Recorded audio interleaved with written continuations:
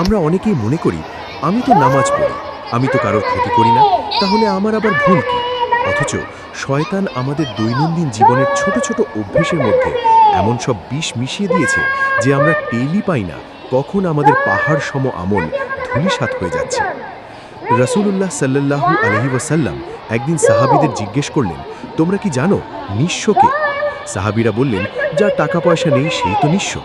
নবীজি বললেন, না, আমার উম্মতের মধ্যে সেই ব্যক্তি সত্যিকারের নিঃস্ব যে কেয়ামতের দিন পাহাড় পরিমাণ নামাজ, রোজা ও জাকাত নিয়ে আসবে, কিন্তু সে দেখবে সে কাউকে গালি দিয়েছে, কারোর হক নষ্ট করেছে, কাউকে মিথ্যা অপবাদ দিয়েছে।